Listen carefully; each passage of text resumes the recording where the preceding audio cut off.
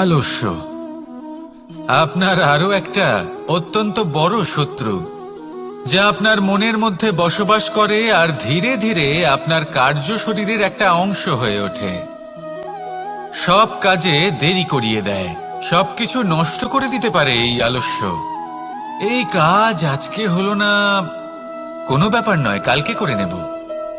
প্রকৃতি আমাদের এটা শেখায় না। ভেবে দেখুন, যদি সূর্য এটা ভাবে যে কাল উদিত হব না, কিছুদিন পরে উদয় হব, তাহলে কি হবে? সমগ্র পৃথিবীর বিনাশ হয়ে যাবে, ঠিক কি না? দেখুন, এই আলস্য নিয়ে খুব সুন্দর একটা কথা আছে, আলস্যস্য কুতো বিদ্যা।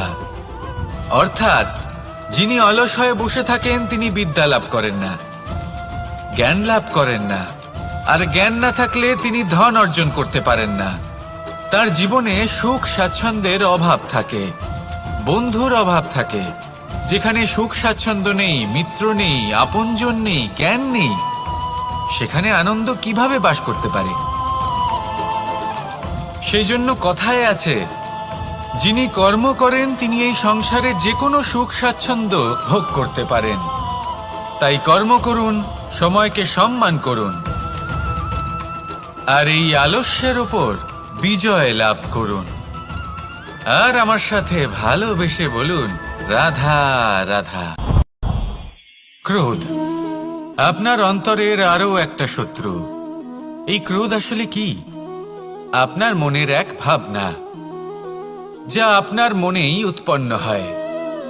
এই মন আত্মার সাথে যুক্ত থাকে। এখন একটা ভাবনা যা আত্মার সাথে যুক্ত থাকে, তাকে অনুচিত কেন বলা হয় সেটা বোঝার চেষ্টা করুন। ক্রোধ কখনো কখনো জরুরি হয়, বিশেষ রূপে তখন যখন আপনি সঠিক পক্ষে দাঁড়িয়ে রয়েছেন এবং সামনের ব্যক্তি অধর্মের পক্ষে রয়েছেন আর বিনম্রভাবে মানছেন না।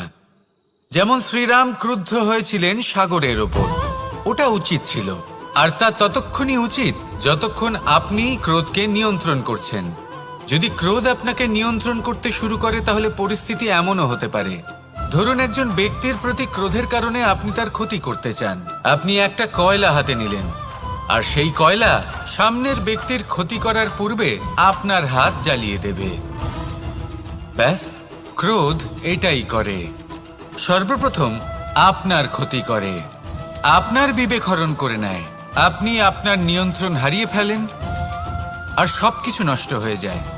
বেশিরভাগ মানুষ ক্রোধে এমন সিদ্ধান্ত নেন যে সেটা তাদেরই বিনাশের কারণ হয়ে দাঁড়ায়।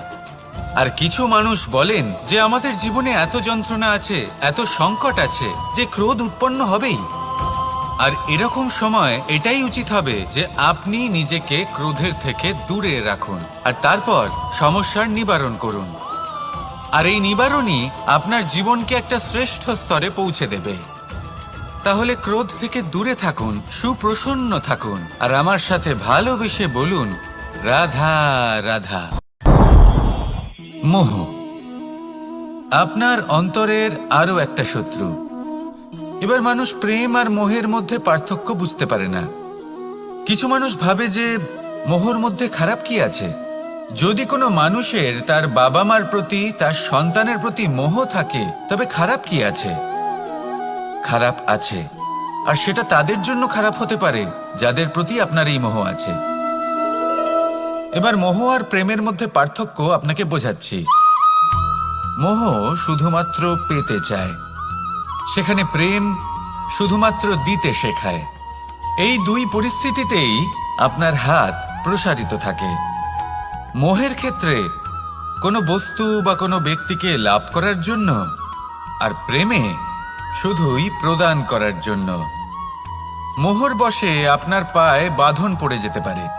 যদি মাতা পিতার তার সন্তানের প্রতি মোহ থাকে, তাহলে তারা তাদের সন্তানকে কখনো দুঃখে, চিন্তায়, যন্ত্রণায় দেখতেই পারবে না। সেই জন্য তারা সন্তানকে বেঁধে রাখতে চান একটা সুরক্ষিত ক্ষেত্রে, যেখান থেকে না তারা সংসারকে দেখতে পায়, না পরখ করতে পারে, না কিছু শিখতে পারে, না বিকট পরিস্থিতির সম্মুখীন হতে পারে। ঠিক যে কারণে তারা দুর্বল হয়ে পড়ে, অজ্ঞানী হয়ে ওঠে। তাদের বিকাশ সেখানেই স্তব্ধ হয়ে যায়, আর সেখানে প্রেম শুধুমাত্র বিকাশের পথে নিয়ে যায়। মা বাবা যদি সন্তানকে ভালোবাসেন তাহলে তাকে ছেড়ে দেন যে যাও সংসারকে দেখো, পরখ করো আর শেখো। কিভাবে এর সাথে লড়াই করতে হবে সেটা নিজে শেখো। নিজের শক্তি নিজেই বাড়িয়ে তোলো, নিজের পথ চয়ন করো। সেই জন্য এই মোহর শিকল ভেঙে ফেলুন আর প্রেমকে আপন করে নিন। আর এই প্রেম দ্বারাই বলুন রাধা রাধা। লোভ আপনার অন্তরের আরো একটা শত্রু। দেখতে গেলে এটা একটা শব্দ, একটা সংস্কৃত শব্দ। লব ধাতু থেকে উৎপন্ন হয়েছে। এর অর্থ কিছু লাভ করা। কিছু লাভ করা অনুচিত নয়, আরো কিছু লাভ করাও অনুচিত নয়, কিন্তু সব থেকে বেশি আমি লাভ করব। আমি আরো চাই, আরো বেশি চাই, আরো বেশি পেতে চাই। এটাই হলো লোভ। আর এই লোভ যখন গ্রাস করে তখন আপনি যা পেতে চান, সে ধনই হোক বা মানই হোক, তা অর্জন করার জন্য মানুষ যে কোনো স্তরে পৌঁছে যেতে পারে। যদি মানুষ ধন অর্জন করতে চান তাহলে তার জন্য তারা অধর্মের পথেও চলতে পারেন। যদি সম্মান অর্জন করতে চান তাহলে অন্য মানুষকে ছোটও করতে পারেন। শেষ পর্যন্ত আপনার এটা মনে হতে পারে যে যদি একটু অল্পই প্রাপ্ত করতাম কিন্তু ভালোবেসে প্রাপ্ত করতাম, এই জীবন আরো অনেক বেশি সুখী হতো। লোভ আপনার জীবনে, আপনার মনে কখন যে প্রবেশ করবে সেটা আপনি জানতেও পারবেন না। তাই এটা চিনতে শিখুন আর তৎক্ষণাৎ জীবন থেকে বাইরে ফেলে দিন। যা কিছু লাভ করতে চান তা ভালোবেসে লাভ করুন, আর সেই ভালোবাসার সাথেই বলুন রাধা রাধা।